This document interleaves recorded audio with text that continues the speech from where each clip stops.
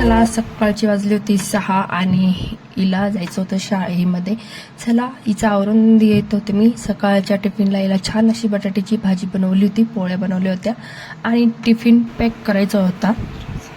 तर सकाळची शाळा असते आणि खूप लवकर उठावं लागतं आणि खूप कंटाळाही येतो सकाळी लवकर उठायचा. मुलांची शाळा लवकर असते की खूप कंटाळा येतो आणि खूप पावसाचं वातावरण चालू आहे सध्याच्याला आणि वातावरण खूप थंड आहे. चला, छान अशी रेडी झाली होती मुलगी छोटी गौरी आणि आता बघा छान ड्रेस वेअर केला, आंघोळ वगैरे झाली आणि टिफिन वगैरे भरून दिला आणि बघा ती गेली होती आज स्कूलला. म्हणजे रोज तर स्कूलला जातेच तशी. तर चला, आता वाजलेले 12:30. तुमचं स्वागत आहे नवीन ब्लॉगमध्ये. प्रियांका काळे ह्या यूट्यूब चॅनलवर तुमचं सर्वांचं स्वागत आहे. तर गुड मॉर्निंग सर्वांना. पहिली गोष्ट म्हणजे 12:30 झालेले. गुड मॉर्निंगची वेळ गेलेली आहे. Good afternoon. आणि त्याच्यानंतर आता आम्ही सुरुवात करू आवरायला घरातली. आता मी आवरतीच आहे. गौरी आणि समर्थ हे दोघं माझे भाऊ ते शाळेत गेलेले. स्वयंपाक झालेला आहे, मम्मीने सर्व आवरून ठेवलेलं आहे. स्वयंपाक पण झालेला आहे. मीच फक्त उशिरा उठते घरामध्ये. आणि कसं मी कॉलेज राहिलो लवकर आवरते, पण असं आता कॉलेज नाही तर कसं जरा हळूहळू उठली. आता आवरल, मग जेवण करल, मग आवरल आणि मग मी जाईल बाहेर फिरायला. तर आता आवरलं, माझी आंघोळ बिंघोळ झाली आहे. आता बसली जरा. पाऊस आज उघडला. वातावरण कसं असं एकदम मस्त आलेलं, एकदम छान नाही का. पाऊस उघडलाय, वातावरण एवढं भारी आहे ना का असं अशा गार वातावरणात असं वाटतं की कुठेतरी बाहेर जावं फिरायला. एकदम मस्त. आणि शाळेत गेल्यानंतर चहा वगैरे झाला, धुणं झाले, भांडे वगैरे झाले. त्यानंतर मला स्वयंपाक करायचा होता. कणिक मळून घेतली एका साईडला मी आणि भेंडीची भाजी छान मुलीने कापून दिली होती भेंडी बघा. आणि बघा एका साईडला पाणी तपत होतं मिस्टरांचं आणि भेंडीची भाजी केली. पोळ्या करून घेतल्या मी आणि मुलांना खायची होती अंड्याची पोळी.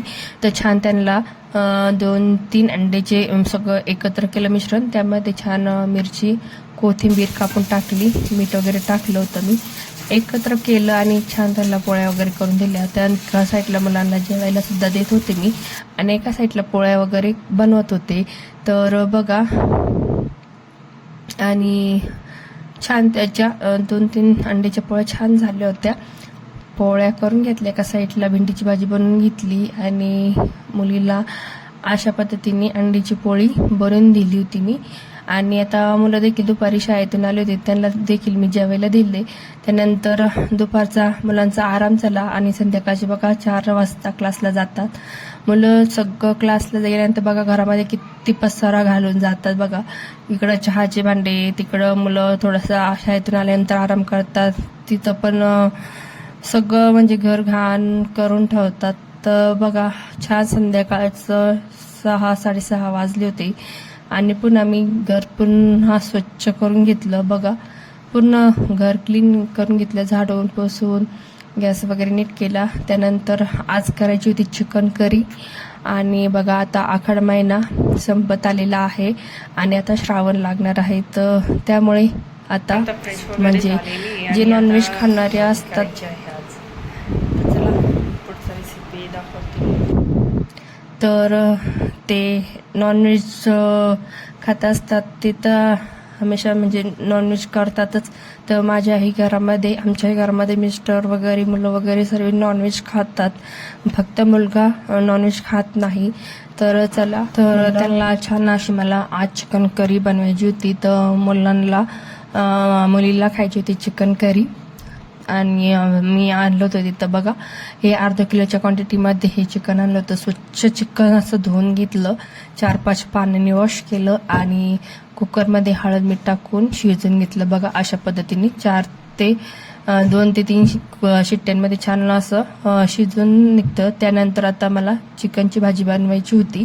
तर बघा, चिकनची ग्रेव्ही करण्यासाठी इथं साहित्य घेतलेलं आहे. कोथिंबीर, लसूण निवडून घेतलेला आहे आणि बघा, ज्या तव्यावर पोळ्या केल्या होत्या त्यास अर्धी वाटी खोबरं भाजून घेतलं आणि इथे 2 कांदे होते छोट्या साईजमध्ये, ते छान असे भाजून घेतले.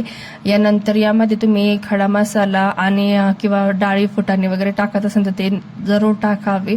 आणि ग्रेव्ही बनवून घेतली. आणि एका साईडला मी बघा, हे घरातले मसाले आहे. हे 2 ते 2.5 चम्मच काळा मसाला, हळद, लाल तिखट आणि थोडंसं बाजरीचं पीठ भाजून घेतलं. कोथिंबीर घेतलेली आहे, ग्रेव्ही इथे वाटून घेतलेली आहे. आणि आता पातेल्यामध्ये मी तेल टाकलेलं होतं. 2 ते 2.5 पडी तेल टाकलेलं आहे.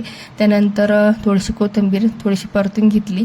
त्यानंतर आपले घरातले जे रेग्युलरचे मसाले आहेत ते टाकावे. आणि जेवढ्या साध्या पद्धतीने तुम्ही भाजी कराल तेवढी ही भाजी एकदम सुंदर होते आणि घरगुती साहित्यामध्ये, कमी साहित्यामध्ये अप्रतिमच भाजी होते.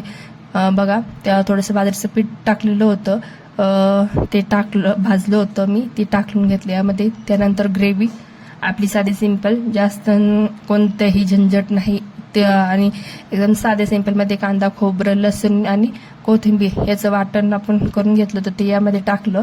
छान 2-3 मिनिटं छान परतून घ्यायचं आहे. त्यानंतर आपण चिकनचं जे पाणी होतं यामध्ये मीठ टाकलेलंच होतं, ते पाणी यामध्ये टाकलं. छान भाजी उकळून घेतली. भाजीचा थिकनेस तुम्हाला जेवढा हवा असेल तेवढे तुम्ही जाड पातळ क्वांटिटीमध्ये करू शकता. बघा, मला थोडीशी पातळ हवी होती म्हणून मी थोडंसं पाणी यामध्ये ॲड केले आणि जेवढं शिजलेलं पाणी होतं ते टाकून घेतलं. त्यानंतर मिक्सरचं भांडं होतं थोडंसं, ते सुद्धा धुवून टाकून घेतलं आहे. त्यानंतर चवीनुसार मीठ यामध्ये टाकलेलं आहे. छान भाजी उकळून घ्यायची आहे. आपल्याला जेवढा भाजीचा थिकनेस हवा असेल त्यानुसार तुम्ही भाजीचा रस्सा जाड ठेवू शकता किंवा पातळ हवा असेल तर पाणी ॲड करून थोडंसं पातळ करू शकता. त्यानंतर 2-3 मिनिटं छान भाजी उकळून घेतली.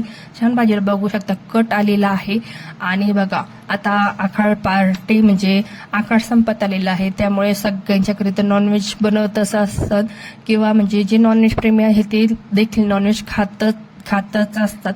तर चला, आता आखाड संपत आलेला आहे आणि अशा पद्धतीने तुम्ही साध्या सिंपल पद्धतीने ही चिकन करी नक्की करून बघा. एकदम सोप्या पद्धतीने आहे बघा.